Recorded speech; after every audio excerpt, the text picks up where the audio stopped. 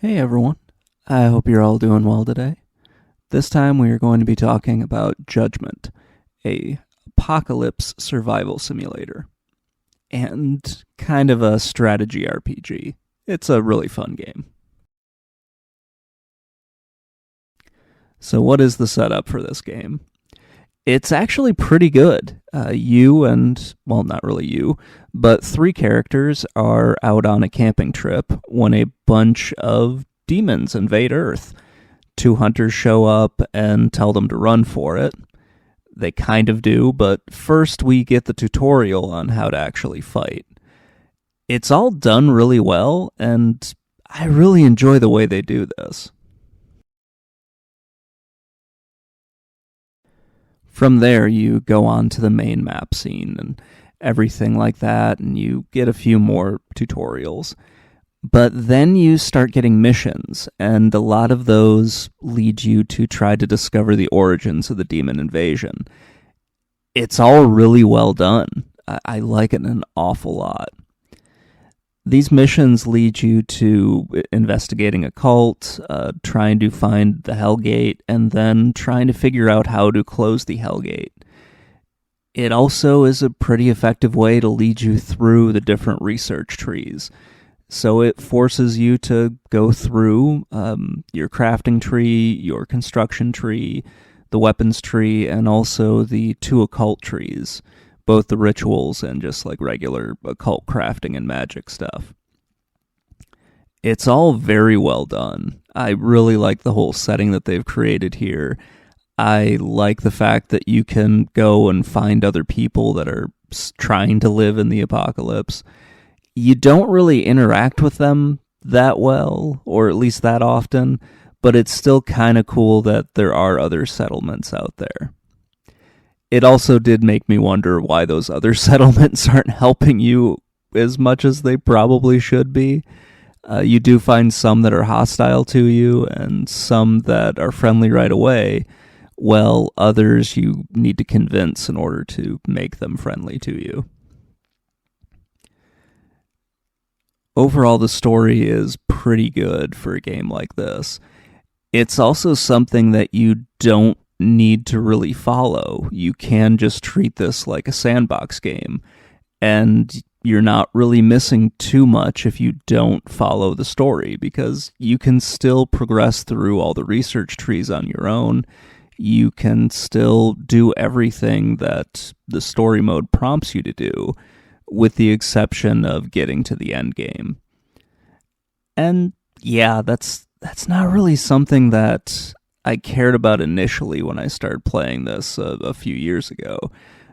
But as I'm writing this up for a review, I decided I wanted to actually try and go through the whole story mode. And yeah, it is pretty fun to do. So there are two major map screens in this game. You have the world map, which you can see here, where you are just kind of moving around what is going to be a representation of your party and having them go to different locations, scavenge things, going to the mission locations, and that leads you to the battle screen here. This is also how your base will look when you go to that screen. The big difference is with your base, you're not really on like a time limit. You don't have an objective or anything like that. You're building your base. On the mission screens, you usually have to do a certain task, whether it is wipe out all of the monsters that are on the screen or on that particular battle screen. You need to rescue people and then escape or gather resources. It's pretty fun to do. That's where some of the more strategy and tactical things come up. Here's the base screen. It's very similar to how the battle screens are. This one generally stays the same. You do have like different locations of resources and that stuff, but you don't get a whole lot of variety. Unless you do the DLC, which has you fight in more of a desert environment instead of something closer to woods. As I mentioned in the story mode, you also have your 5 research trees. And that's how you unlock and get better weapons. And you're going to need better weapons as you go through this. The difficulty can spike really fast on you, regardless of what difficulty you choose at the very beginning. If you don't have the right weapons, like in particular guns, you're going to get screwed later on in the game, especially if you go through like a melee build or something like that. It can get really, really tough. If you're playing on something other than casual, you're also going to have to find specific resources in order to advance in the different research trees. It can be very hard when you play this. This is a really, really good looking game. At least I think it is. I love that it at times looks hand-drawn and at other times almost looks like a watercolor in some ways, especially when you're on the world map. Things look pretty interesting, even though it's just a flat screen where you don't really have to do a whole lot. In the battle scenes, it looks really cool. I like the way they did it with the whole tactical simulation thing, or tactical battle thing. When you zoom in, which I don't do often enough, the character sprites look really cool, especially once you start fighting demons.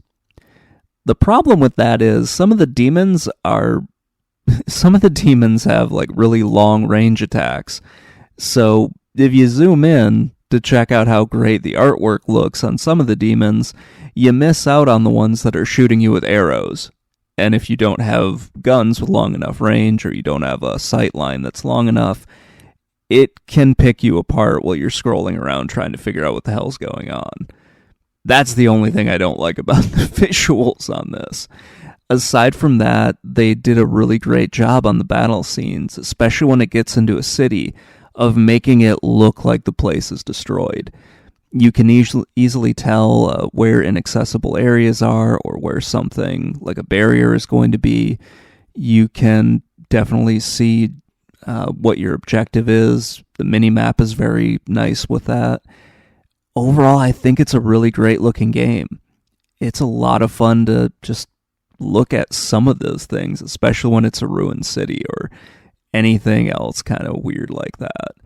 The artwork in this is just really awesome once you get to like the still images. I love the way that they did this and how they made it feel like you really are in the apocalypse at times. So there's not a whole lot that I dislike about this. Once you play on something other than casual, though, it does create a lot of like resource gathering problems. When you play on even, oh gosh, I'm trying to remember exactly what they are. We'll just stick with like the normal mode. When you play on that, you have to get like certain things in order to advance on your research tree, and that can be a pain in the ass because you'll have to try to find them on the world map. You'll run into enemies that are too strong for you to take on with your simple melee weapons and bows and arrows, and you can't get more weapons or better weapons because you're kind of locked out on some of the research trees. So that's the only thing that I don't like, or the difficulty spikes in it, because it sort of forces you back into playing as on casual at times. It's weird to kind of explain. Even when I don't mind it so much when you're progressing through the story mode, and that requires you to go get specific items. That's fine, I kind of expect that. I don't always expect that when I'm going through the research tree, and it's all of them. All 5 of them will require like unique items and that sort of thing. And as you progress through the game, especially when it's not casual and you don't have access to better weapons, it can prevent you from getting more survivors into your settlement. And that just kind of compounds all of your issues, because if you don't have enough settlers, then you don't have enough people to do the work. You don't have enough people to do the work, then you start running out of food and running out of water. And yeah, it's the whole it's the whole difficulty of the game when it spikes like that kind of makes it a little less fun, at least for me. For other people that are more into this, then it's probably fine. But yeah, that's really the only thing that I don't like is the difficulty spikes with it. Aside from that, really like the music, really like the artwork. I really like the gameplay. Normally, I like the gameplay. There are only times when it becomes a little frustrating, but it never becomes too much of a pain. And I also do like that they have the auto combat stuff. So if you don't want to go and do each individual mission, you don't have to when you're trying to grab resources. So I mentioned the DLC earlier. There are two of them that I'm aware of. One of them was, I think both of them were free, which is always great. I love having free DLC because then I don't have to shell out more money for something. There was one that gave another class, the samurai class, which I don't really find all that useful. It just sort of blends in with the fighter, but not as good. And then there's the desert DLC, which I haven't tried yet, but it sounds kind of interesting. It sort of sounds like creating more of a difficulty in some when you're playing on casual, so it restricts the amount of resources that you can get, and that sounds pretty cool. Almost like you're creating that same difficulty, but just but still allowing you to play like casual or something along those lines. So yeah, the two DLCs that I'm aware of for this, there could be more, and there could be some fan mods or something, but the two DLCs for this, I think are both really interesting. Even if I haven't really tried out Desert too much, I might have to do that for the longer review that I write up on this.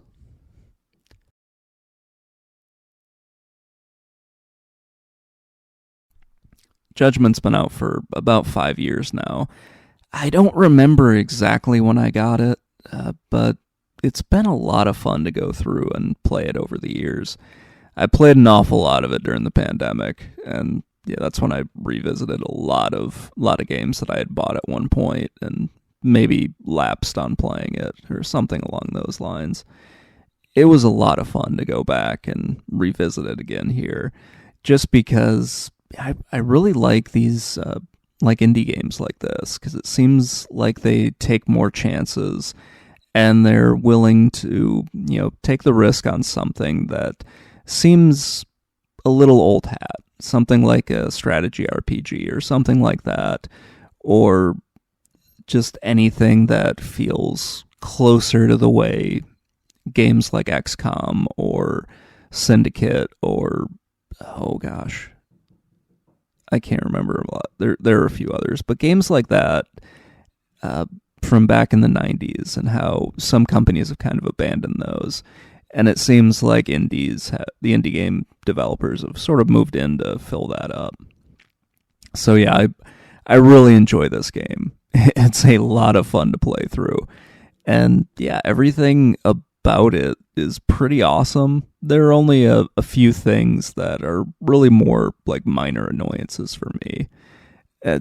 Yeah, it's just one of those games that you can go through the story mode, but you don't have to, and you can just sort of play it as a sandbox game. It's a ton of fun to go through and just play it. Anyway, that's going to wrap things up for me. I could keep going, but I kind of feel like I'm just rambling at this point. Anyway, let me know what you think in the comments below, and I will talk to you all later. Bye.